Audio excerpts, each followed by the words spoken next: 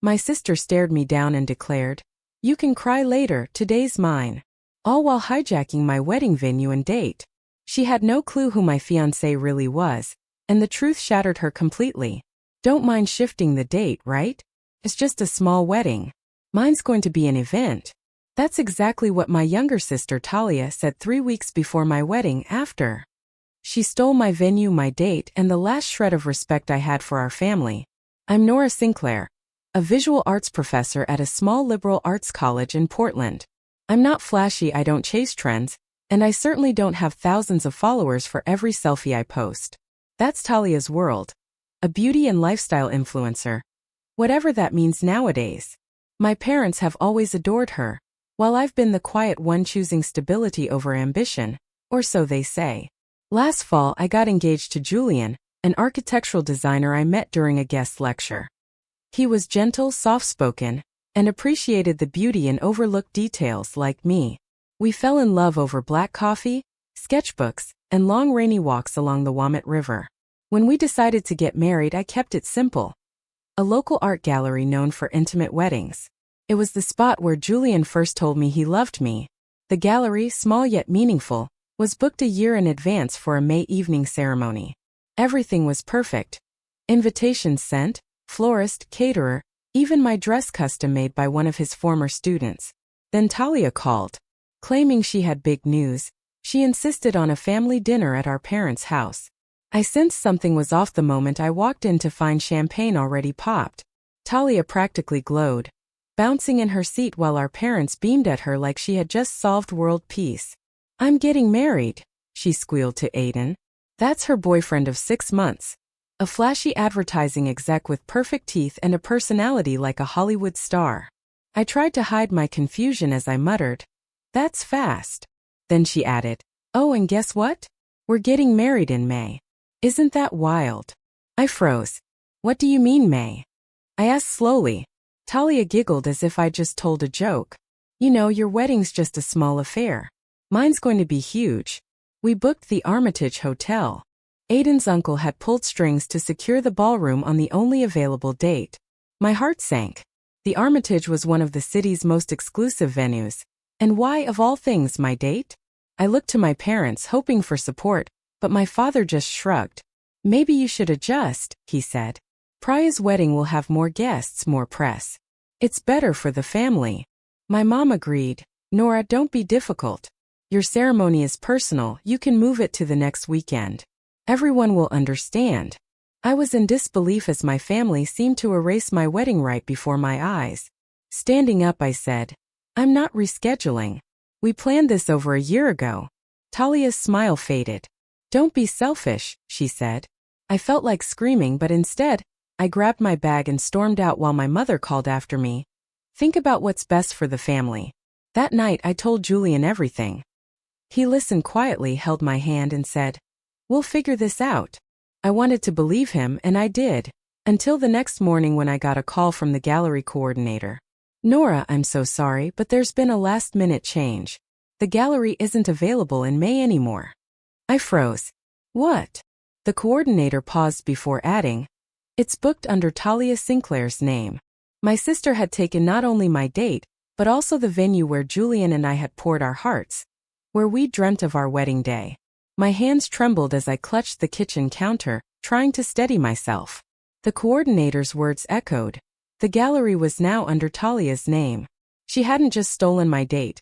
She took the very space that held our memories. The place where Julian first confessed his love, and where I imagined walking down the aisle surrounded by those who truly knew our story. Julian arrived with 2 coffees but stopped dead when he saw my expression. "She took the gallery," I whispered. Julian set the cups down and came to me. "We'll find another place," he said gently. "No," I replied. "You don't understand. This isn't just about logistics. It's personal." Talia had always waited until everything was in place before making her move. Her sweet, hollow smile hid a desperate need to be the center of attention, a spotlight she never willingly shared with anyone else. When I confronted our parents, they responded just as I expected. "Maybe you should have finalized the deposit earlier," Dad remarked dismissively. "I did," I shot back, but Mom added, "It's just a venue, Nora. Don't let it cause drama. Be the bigger person. I was always the quiet one, the mature one who let others shine. But this time something snapped inside me. I stopped answering Talia's texts, blocked her on Instagram, and when she posted her dream venue reveal with photos of the very room I once cherished, I deleted my wedding board that I'd been building for over a year. I told Julian, I can't do this anymore. He looked up from his sketch pad and said, Do what? Pretend like everything's fine? Pretend you can smile while they erase you. Without another word, he closed his sketch pad, grabbed his phone and said, Come with me. We drove for nearly an hour in silence. I didn't ask where we were heading. Part of me didn't care anymore. I felt drained, as if my heart had been left on the gallery floor. Eventually, we pulled up to an ivy-lined gate, where a security guard opened it immediately at the sight of Julian. Where are we? I finally asked. Julian smiled and said, Somewhere no one can take anything from you. We drove along a long stone driveway and arrived at a private art estate. A sprawling modern glass pavilion nestled in a forest, complete with indoor gallery wings, private gardens, and a reflection pool that seemed designed by an architectural genius. Julian, what is this place? I asked, stunned. He turned to me with a calm look I'd never seen before. I own it, he admitted. I haven't been completely honest with you, Nora. I designed for myself. I have a studio, investments. I've kept a low profile because I've seen what money does to people. I was speechless as he continued. This is my personal gallery, and if you want it, it's yours for the wedding. I sat there overwhelmed. He wasn't trying to impress me. He was giving me something far more valuable than a venue. He was giving me choice, dignity, and power. Tears welled in my eyes, but I forced a smile. Talia's going to lose her mind. Julian smirked. She has no idea what's coming. Just when I thought the emotional roller coaster couldn't get any wilder, it took another plunge. That night I got a notification on my phone. Aiden, Talia's fiancé, had just followed me on Instagram, even though we'd never spoken before. Then a direct message appeared. You deserve better than what they did to you. Can we talk? I stared at my phone for a full minute. Initially I thought it was a mistake, a misdirected message or just someone stirring the pot. But the message was deliberate and clear. Julian walked in as I locked my screen. You okay? He asked, handing me a glass of wine. I nodded, forcing a smile. Just trying to process everything. I kept the message to myself for now and replied to Aiden with a single word. Why? He answered almost instantly. Because I'm not blind. I see what's happening, and I'm beginning to wonder if I'm next. If I'm just being used. His words hit me like a punch, not out of concern for him but because I recognized that feeling. The moment you realize someone you love might be manipulating you instead of supporting you. Aiden asked if we could meet for coffee at a public place, and against my better judgment I agreed. We met the next afternoon at a downtown cafe. I wore sunglasses and a hoodie, desperate to stay anonymous. Aiden showed up in a charcoal blazer, looking more like a candidate for a job interview than a loving fiancé. He got straight to the point. I didn't know she stole your venue. She said it was available and that you delayed your wedding for budget reasons, he continued. I almost laughed. She lied, I said. He sighed and rubbed his face. I'm starting to see this wedding as nothing more than a marketing campaign for her. Everything is about the optics. She's pushing for sponsorships for the ceremony, even hiring a videographer who's done reality shows. My stomach churned. Last week she asked if we could pretend we met on a Bali beach to make it sound more exotic. I managed to choke out. Aiden shook his head. Our real story isn't dramatic enough for her, he said. We fell silent as the cafe's clatter and background music faded into the background. Then Aiden leaned in and whispered, I also found out something else. I listened intently. She has a burner phone. I blinked. Excuse me, he explained. She hides it in her makeup drawer. I saw her texting someone late at night, laughing and then quickly deleting the messages. When I asked, she got defensive, claiming I was paranoid. A cold realization washed over me. You think she's cheating? I asked. He shrugged. I don't know, but I can't trust her anymore. I feel like I'm just another prop in her perfect image. I was left speechless. Drama was expected, but this was unraveling faster than I could process. As we parted ways, Aiden looked me straight in the eye and said, "Whatever you're planning, I want to help." That night, I recounted everything to Julian: the text, the meeting, the burner phone. To my surprise, he didn't seem angry. Instead, he looked resolute. "This is exactly why we can't back down," he said. "They wanted to humiliate you. Now we're going to show them who you really are." The following days were a whirlwind. Julian made discreet calls and asked me to trust him, and I did. Then came the invitations. Ours were hand-delivered, setting the stage for a wedding that was going to be entirely my own, no longer defined by Talia's grand designs. Beautifully printed with gold leaf details and custom calligraphy, every invitation was a work of art. But there was more. Each one carried a unique RSVP code that linked to a luxury estate venue, the Redwood Pavilion. A place I'd never even known existed until Julian introduced it to me. In his world, that venue was legendary. Buzz was already building. And then it all came crashing down. After weeks of silence, Talia called. She wasn't angry, she was smug. "Hey sis," she purred. "Just a heads up, we're dropping our wedding trailer on social media this weekend. Thought you'd want a preview, since yours might look a bit underwhelming in comparison."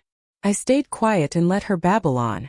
But 2 days later, before she could launch her big video, someone beat her to it. An industry blog leaked a guest list for our wedding, complete with several A-list names, and it went viral within hours. Then Talia's worst nightmare arrived at her doorstep. She texted me in all caps. "Why is Aiden refusing to finalize our guest list? What did you tell him?" I didn't reply immediately. At that very moment, Julian was in the studio finalizing the seating chart, and one seat was reserved for a very special guest. The editor-in-chief of the magazine Talia had been desperate to be featured in for years.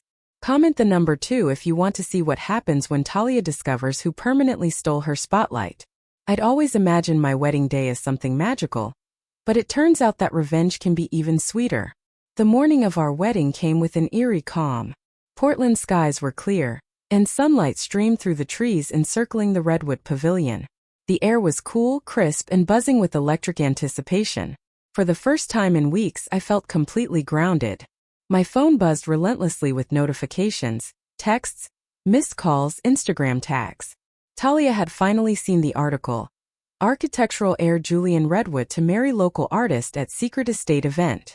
Guests soon learned she had no idea Julian was from the Redwood family, and that the venue she tried to steal was now ours.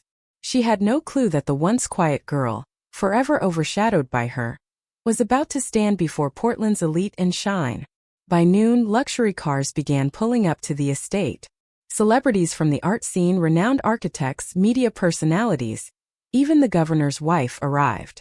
Julian greeted each guest like an old friend, while I watched from the bridal suite in quiet disbelief. Then came a knock. It was Aiden. He looked sharp in his tailored suit, his face composed, though his hands trembled as he handed me a small velvet box. "What's this?" I asked. "A little insurance," he whispered, glancing around as if checking for eavesdroppers. He opened the box to reveal a flash drive. Leaning in, his voice dropped. "Inside you'll find texts, voice recordings, even video evidence. Proof that she planned to sabotage your wedding. She admitted it was all about stealing your light, even bribing the gallery coordinator to push you off the calendar." My throat went dry. "She said the only way she could shine was if your light was off," he added, his eyes dark. "She wasn't just after marrying me. She wanted to beat you at your own game." I clutched the flash drive tightly. "Why are you giving me this?" I asked. "Because I'm done being used," he murmured. "And because I hope this finally teaches her a lesson." A few moments later, Julian appeared, calm and composed. "It's time," he declared. The ceremony began promptly at the hour Talia had once claimed as hers, but today it was mine. I walked down the aisle as a string quartet played softly, surrounded by people I never imagined would gather for me. My dress flowed like liquid silk, my heart steady. When I reached Julian, he took my hand as if he'd been waiting for me all along. But the true moment of reckoning came at the reception. Julian raised his glass for a toast. "Thank you all for joining us on this unforgettable day," he began. "Today is not just about love. It's about truth, integrity, and the courage to stand up when someone tries to silence you." The room fell silent as he continued. My wife, brilliant, kind, and resilient, had her wedding nearly stolen from her. The venue, the date, even her dignity. But instead of cowering, she rose. He looked at me, and I nodded in quiet affirmation. Julian then gestured to the AV team in the corner. Today we'd like to share the whole story. The screen behind us illuminated with Talia's voice, now stripped of its usual sweetness. She'll cancel. She always does. She's too soft. That gallery is mine. I don't care what it takes. Gasps rippled through the room. Then came screenshots, her text to the coordinator, her message to Aiden proclaiming, "This is my year. She can cry later." Some guests looked shocked. Others, nodding, recognized the cruelty behind the charm. Finally, a secret video clip played. A recording Aiden had captured of Talia laughing with a friend. If she really cared about that guy, she'd step aside. The video revealed. She's not even marrying for love. Julian is just some artsy dude with no money. My wedding is the real deal. The video cut to silence, then erupted into thunderous applause. That's when the doors burst open. Talia appeared at the back of the room, her makeup smeared, still in that custom gown. Alone and trembling, she scanned the room and saw the eyes of judgment, the unvarnished truth. Then her mother stepped forward and said loudly, "Talia, that's enough. You've embarrassed this family. Today isn't your day." In an instant, the golden child was cast out by those who once idolized her. She fled in tears. 3 days later, I received a letter, not an email or text, but a handwritten note in a plain envelope with no return address. Inside was a single sheet of paper that read, "This isn't over. You stole everything from me. Just wait." I should have been scared, but by that point, Talia had already lost the two things she valued most: her image and her control. After the wedding video went viral, especially the part where she mocked Julian and admitted to sabotaging our plans, her sponsorships evaporated. Her management agency issued a statement cutting ties, and the luxury skincare brand she was about to launch dropped her. The final blow came from Aiden, who issued a quiet, dignified announcement canceling their engagement due to irreconcilable values, and he even donated their wedding deposit to a women's shelter in my name. Meanwhile, Julian and I received messages from people across the country, artists, designers, even former students, thanking me for standing up to the quiet cruelty so many endure. But just when I thought it was all over, Talia tried one last time. She showed up at my university. I was mid-lecture when my department pulled me into the hallway. "She's here," someone whispered. I walked into the faculty lounge and found her pacing like a caged animal. She looked nothing like the polished image on social media. Her hair was disheveled, her designer coat buttoned haphazardly, and her usually perfect nails were chipped and raw. "Nora," she snapped, "you need to fix this." I stared at her. "Excuse me. You ruined my life," she accused. "That video, it was a private conversation." "It was you, Talia," I replied calmly. "Your words, your actions. You had everything and now you're left with nothing. Are you happy?" "No," she hissed. "I'm not happy you're suffering," I said softly. "I'm just finally done being the one who always steps aside." She looked at me as if I were a stranger, and maybe I was. I was no longer the sister she once toyed with. I had chosen myself. Then, in a final act of desperation, she lunged forward, grabbed my wrist and screamed, "I'll make sure you lose it all too." Campus security was called. There were witnesses, a professor, 2 students, and the incident was captured on camera. Later that week, I filed a restraining order. The local press reported, "Former influencer accused of threats, public breakdown at university." Word was that she'd moved back in with our parents, the same parents who finally told her to get help instead of defending her behavior. Soon after, she deleted all her social media accounts. Her name, once a trending topic, now evoked silence. Meanwhile, Julian and I returned from our honeymoon in Florence. The sun, the art, the quiet cafes. It was everything I had ever dreamed of and more. My department even offered me a promotion, and I'm launching a program to help young artists who've been bullied out of their creative paths.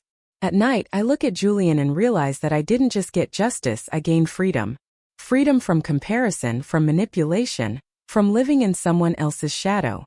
Talia tried to take everything from me, but in the end she gave me something far more precious. A reason to finally choose myself. And I'll never let that go. Comment the number 2 if you think Talia got what she deserved. And don't forget to subscribe if you want more true revenge stories like this one.